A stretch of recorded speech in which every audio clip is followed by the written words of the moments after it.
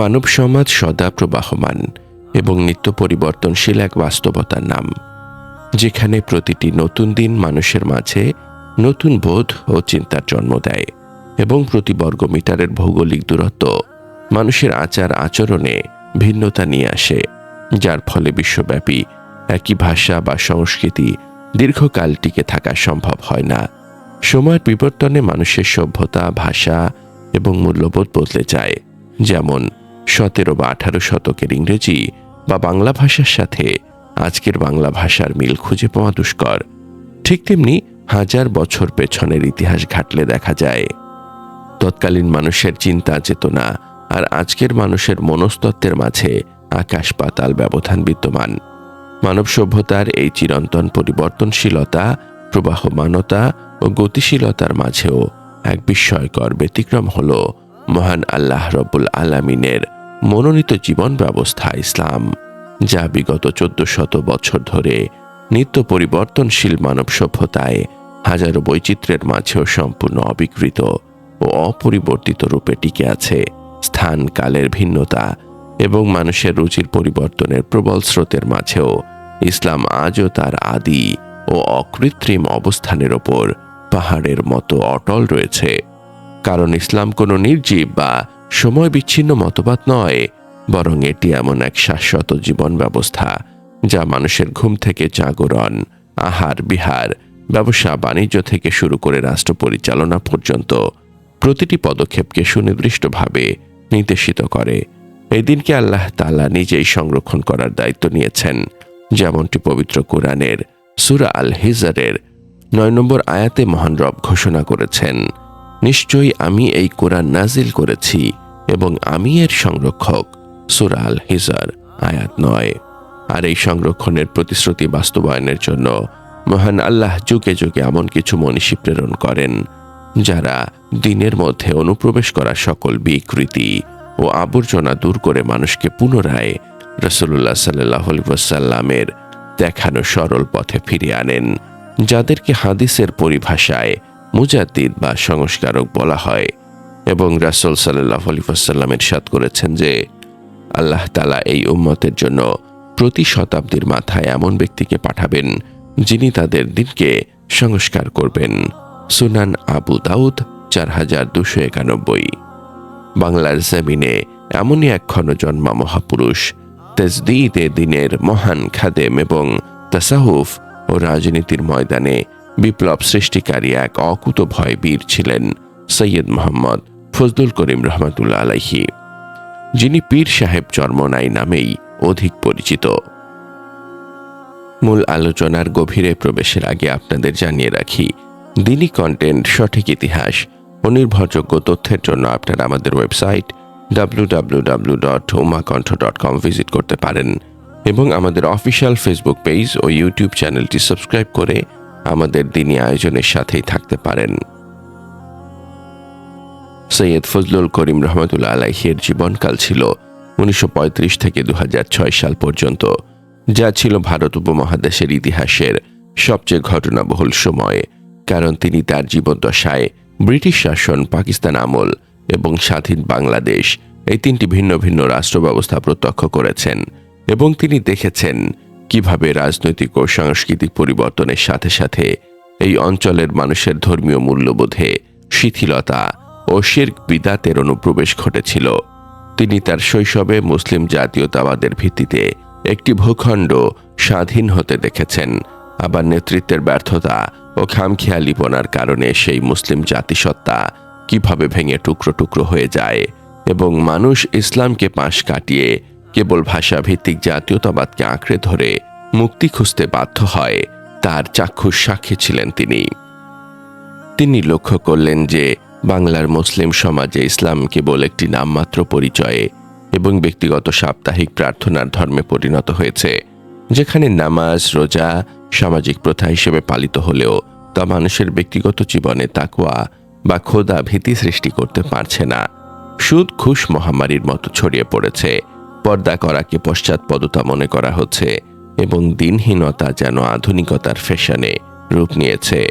এই নাজুক ও শ্বাসরুদ্ধকর পরিস্থিতিতে তিনি নিজেকে কেবল খানকার চার দেয়ালে আবদ্ধ না রেখে দিন প্রচার ও সমাজ সংস্কারের এক বিশাল কর্মযজ্ঞে আত্মনিয়োগ করেন এবং 1977 সালে ভারতের দেওবন্দ আন্দোলনের অন্যতম পুরোধা শাইখুল ইসলাম রশিদ আহমেদ গাঙ্গুহি রহমতুল্লাহ আলাইহের তরিকায় শাইখ বা আধ্যাত্মিক গাইড হিসেবে দায়িত্ব গ্রহণের পর তিনি বাংলাদেশ মুজাহিদ কমিটি নামক সংগঠনটিকে দেশের প্রতিটি ইউনিয়ন পর্যায়ে পর্যন্ত ছড়িয়ে দেন।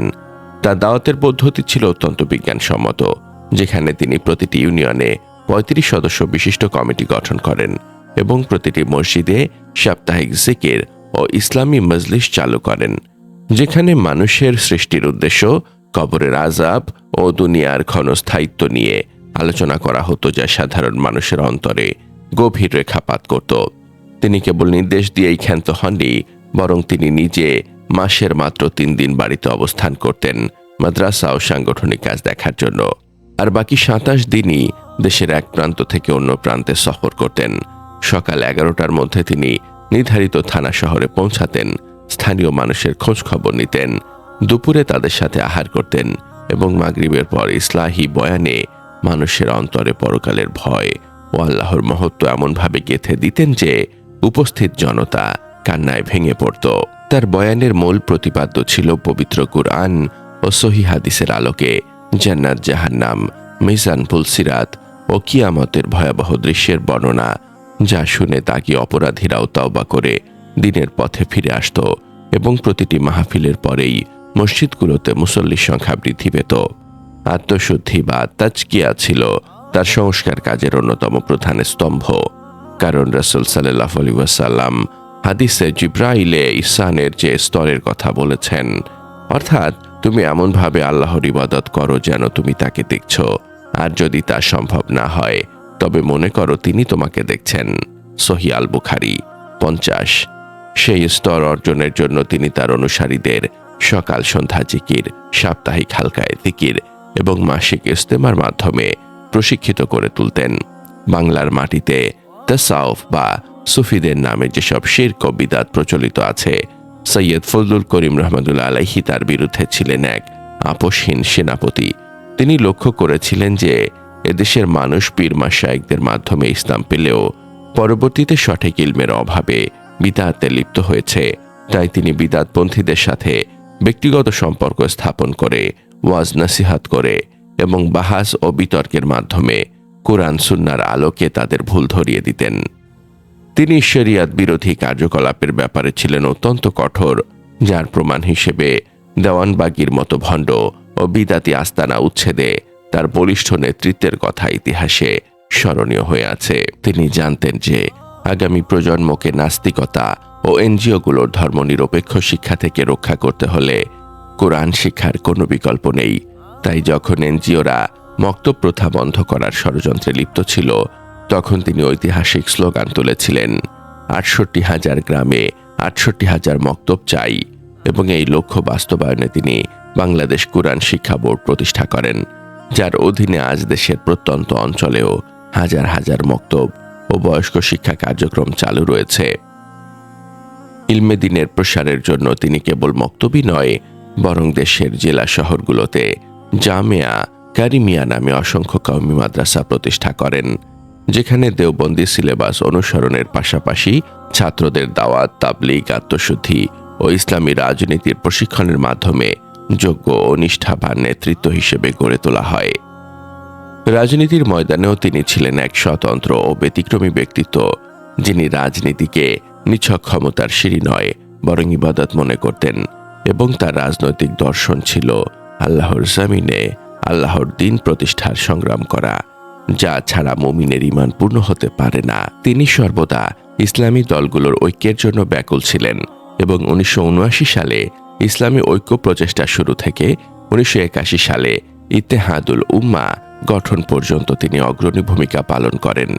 কিন্তু জোটের শরিকদের, বিশেষ করে জামায়াত ইসলামীর বিশ্বাসঘাতকতা ও নীতির প্রশ্নে আপোষহীনতার কারণে তিনি শেষ পর্যন্ত নিজস্ব শক্তিতে বলিয়ান হওয়ার সিদ্ধান্ত নেন। 1987 সালে তিনি ইসলামী শাসনতন্ত্র আন্দোলন প্রতিষ্ঠা করেন এবং আজীবন তিনি এই বিশ্বাস লালন করেছেন যে ধর্মনিরপেক্ষতা গণতন্ত্র বা সমাজতন্ত্র নয়, কেবল ইসলামের সুমহান আদর্শই মানবতার মুক্তি দিতে পারে।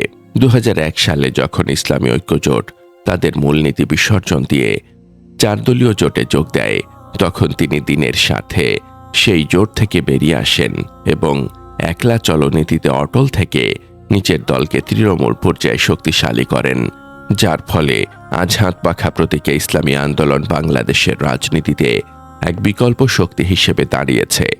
তার ব্যক্তিগত জীবন ছিল অত্যন্ত সাদাসিধা ও দুনিয়া বিমুখ, কিন্তু তার স্মৃতিশক্তি ছিল প্রখর।